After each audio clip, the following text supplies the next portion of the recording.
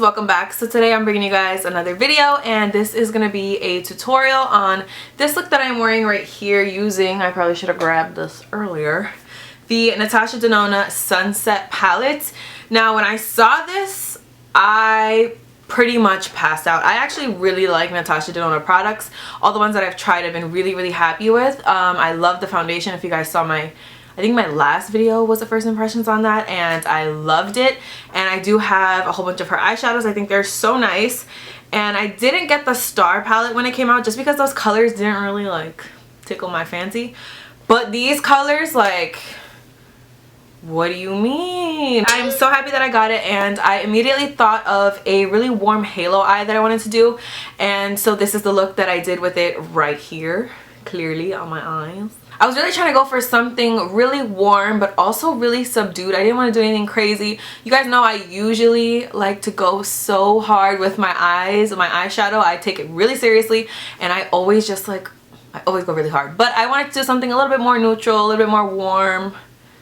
Not really, I mean, they're always warm. A little bit more neutral. So this is the look that I came up with, like I just said. So if you guys want to see how I got this look, then please just keep on watching. Okay guys, so we're starting this video with my foundation on. I was actually doing a first impressions on a new stick foundation, so definitely look for that video next. But foundation's on, brows are done, and eyes are primed. We're just going to go right into the palette, and we're going to grab the color Soul, which is just a bright yellow shade. I love putting yellow shades in my crease. I feel like it just makes everything so warm and a little bit playful, so I'm just doing that with a Sigma E40 brush. Then I'm going to grab the color Horizon, which is right in the center of the palette. I am holding the palette upside down, by the way, in case you feel like the colors look a little different. That's why. So I'm just grabbing that with a more precise blending brush, like you guys always see me do, honestly. I feel like I repeat myself so much in every single video. And I'm just going to go ahead and put this on the inner and outer corner and blend it through the crease, kind of blending it with that yellow shade. Sorry if you hear any dogs in the background. Milkshake is just, she's just living her life. She doesn't really care what I have to do right now. So definitely make sure you get behind that big old mole. You guys know the struggle with that. Then I'm going to go into the color Sinai, I believe, maybe, possibly. And I'm just taking that on the same brush and putting it exactly in the same place, just so that the colors kind of blend a little bit better and there's a lot more depth in the eye. That's always good when you're doing these halo eyes. And I just love how warm, like look at that. Warmth in any eyeshadow look is just everything to me. So, you know, I had to do this.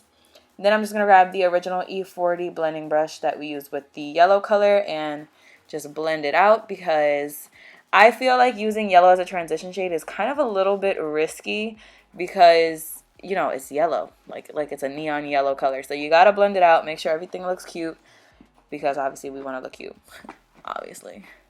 Then we're just going to go into the next shade, which is Vulcano. Not Volcano, but it's Vulcano. And I'm going to take this with a Makeup Geek, I believe this is the outer V brush. And I'm just going to pop this on the inner and outer corners. This is one of my favorite brushes to do halo eyes with. I feel like it just gets on the outer corner and the inner corner so nicely. And then I just run it through the crease a little bit. It's going to look really choppy. It's going to look really sloppy. But we're going to go back in and blend it out so it looks a lot better afterwards.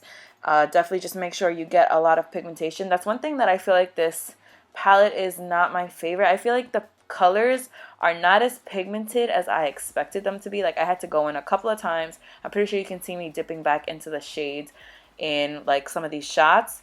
They're not as pigmented as I expected them to be. The warm colors I feel like are a dream to work with, but the darker colors, they're a little bit lacking for me, in my personal opinion. And that's kind of a problem that I find with a lot of palettes, so it's kind of annoying, and especially when this palette is $130, like I'd prefer if the shadows worked a little bit better, but it's all good. It's whatever. I also just went in to blend out with the smaller fluffy brush that we used with all the orange shades. Then I went in with the A40 brush, that's what you see me doing right now, just blending out any of the harsh lines that we may have created. Then I'm going in with the darkest color in the palette, which is the color Igneous. It's a super dark brown. Of course, you know, I wish that there was a black in the palette, but, you know, I didn't make the palette, so gotta live with it. So I'm just using the exact same brush. It's just a little bit deeper than the previous color that we used, which is Volcano. And I feel like it's a little bit more cool toned, which I love. So I'm just doing the exact same thing, popping it on the inner and outer corners. And like I said, it's going to look a little weird. I'm not going to use it as much, I guess, in the crease because I don't want it to look too crazy. I definitely just want to focus it more so on the inner and outer corners, but I am going to run it very slightly through the crease.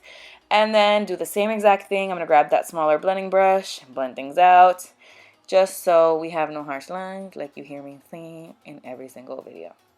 All the time. Literally.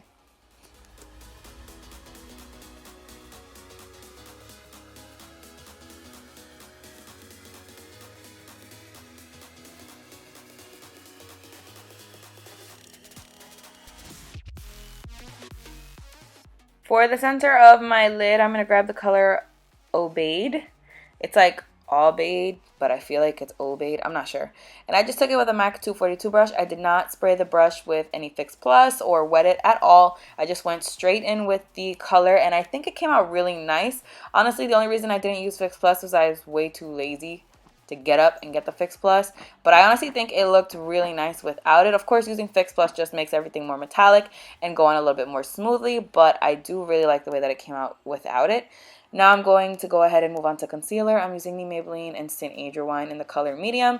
I feel like it looks a lot darker in the tube than it does on my skin for some reason. It's the weirdest thing. I don't know, but it is in the color medium. It doesn't look bad in person. I'm just saying, because I know I have a bad record with concealers, but I'm just saying, it looks good in real life, I swear. So I'm just blending that out with a dry beauty blender. Again, the theme for today is I was way too lazy to do anything, so I didn't want to get up and wet the beauty blender. I just took a dry one and lived my life. And now to set that concealer, I'm using RCMA No Color Powder. This is a different packaging. Of course, that's why you see the big sticker that I put on there that says RCMA Powder. This is Translucent Loose Setting Powder by Laura Mercier packaging, but I just put this powder in there because it was empty and the RCMA packaging is actual trash. So that's what I did there. This is the Too Faced Better Than Sex Mascara. I'm just going to use this to prep my lashes for falsies. I have about 3 lashes and they're all ridiculously short. So I always wear lashes. These are by Velour. These are the Doll Me Ups. I haven't worn these in forever and I used to be obsessed with them. And I really like the way that they looked with this look because this look is, for me, it's a little bit more subdued. So I feel like having these subdued, more wispy lashes really played out nicely. Then, of course, grab any powder brush that you have and wipe away that powder because we're not trying to leave the house like that. Pop on your other lash because, again, we're not trying to leave the house like that. And then I'm just going to go ahead and move on to the lower lash line. I'm using my Marc Jacobs Highliner in Blacquer. Even though this is more of a neutral look for me, I still wanted to keep it really smoky because I feel like I would feel weird. I would feel uncomfortable if I was not, like, super smoked out. You know what I'm saying? So I had to throw on some black liner. And then I just went into that darker color named Igneous in the palette. And I just took this on a Sigma brush. I believe this is like the E20. I could be lying to everybody right now. I feel like it's the E20 though. It's like a super short flat brush. And I'm just running this along my lower lash line just to smudge out that liner a little bit. And then I'm going to grab the color Horizon, which is just a super warm orange shade with an E30 by Sigma, and it's just a pencil brush. And I'm just going to smoke that out just so that it's not just a super harsh line. We want it to be kind of matching a little bit with the lid. I didn't want to put any of that metallic shade on the inner part. I just kind of wanted to keep it more round on the bottom, so that's what I did there. Then I'm grabbing this Makeup Geek contour powder. I was going to say palette, but it's the powder. I bought all the powders because I'm a psycho. But I used the color Half-Hearted, I believe, which is medium warm. And I'm using it with a Nars Ita brush. I know everybody's like so over the Nars Ita brush, but I feel like how can you be over it? I'm still like so ride or die for it. So I'm just using this to contour my cheeks and underneath that jawline because you already know what it is with the chins. They're like ever expanding. Then I'm going to go into this bronzer, which I've been loving lately. This is the Tantric bronzer by Marc Jacobs. I have been obsessed with this bronzer. I use it almost every single time I do my makeup. It just is the perfect shade in my opinion, especially for my skin tone. I'm pretty sure it would work for a really large range of skin tones, but I just love it on my skin so much. I use it all the time. Then I'm going to go ahead and move on to my blush. I was talking a little fast there. I'm moving on to my blush. I'm using the Morphe E4 or the E3. I don't know. I'm using one of those. And the MAC blush that I'm using is an actual limited edition blush. It's from like a billion years ago. It's an extra dimension blush, and it is in the color Pleasure Model. The in extra dimension blushes are probably my favorite blushes ever. Now for highlight, I'm going to be a little high maintenance. I'm using a Tom Ford highlighter. This is in the color Pleasure Gilt. I believe that's no, Gilt. It definitely is something Gilt. I don't know, but it's going to be linked down below. And I'm using this and just highlighting the tops of my cheekbones. This is ridiculously expensive, but I saw Jaclyn Hill use it and it looked so amazing. I felt like I needed it, and I am really happy with it. I cannot tell a lie. It's a little small, but I do really like it. Then to contour my nose, I use the color Complicated by Makeup Geek. This one is a cool toned medium shade, I believe. And I just use this with any shader brush. I believe this one is by like Hair and Makeup Addiction. And I just contoured my nose with it. I love this color. I like cooler tones for the nose a lot better than warm tones. So that's why I went with this one instead. But I do like warmer tones on the cheeks. So there's that. For lip pencil, I use Spice by MAC, which is a throwback for me, but has always been one of my favorites. It's just the perfect everyday color. You could honestly wear this lip pencil with any lip color and it would look good. I mean, I wouldn't recommend it for like a vampy lip, but you could.